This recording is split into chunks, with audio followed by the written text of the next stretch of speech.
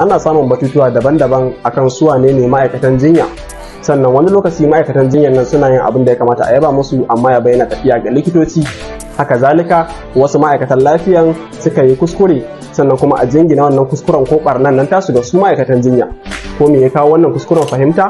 Saboda mafi akasarin gama garin mutane ba su gama fahimtar wane ne ma'aikacin jinya ba, kuma mu ce kwata-kwata mutane ba su san wane ne nasu ba. Hukumar kula da ma'aikatan jinya da unguwar zoma ta ƙasa Najeriya wato NMCN ta ce nurse shine wanda ya samu cikakkiyar ƙwarewa daga ingantaccen makarantar koyon aikin jinya ko jami'a cikin shekarun da aka tsara, kuma ya samu rijista da ita ƙungiyar, sannan a ƙarshe ta mallaka masa lasisin aiki a matsayin sa na nurse.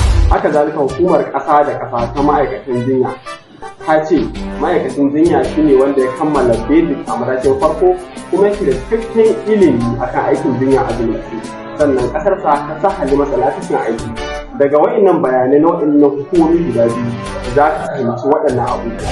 Ana karatun koyon aikin jinya ne a makarantar da hukumar NMCN ta yadda da suwa, kamar School of Nursing, College of Nursing da kuma asibitin koyarwa wato Teaching Hospital. Wanda ya kammala digiri a matakin farko sannan ya karanci aikin jinya wato BSc Nursing a asibitin koyarwa shi ma nasi. Wanda ya kammala College of Health ko School of Health Technology ba nurse bane ba. Wanda bai da lasisin aiki daga hukumar ma'aikatan jinya na Najeriya ba nurse bane ba. Sanya fararen kaya a gida ko a asibiti ba shi ke nuna mutum ma'aikacin jinya bane ba. Nurses suna da cikakkiyar ƙwarewa ta aiki, ba likitoci bane, ba yaren likitoci bane, abokan aikin su ne. Su ne suke aiki awa 24 tare da mara lafiya a tsarin shiftin guda 3, morning, evening da kuma night. Sannan su ne suke da kaso mafi yawa a cikin kaso 100 na dukkan ma'aikatan lafiya da suke asibitocinmu saboda bukatuwa zuwa ga aikinsu. Na san daga wa'innan takardattun bayanan kun fahimci wane ne ma'aikacin jinya.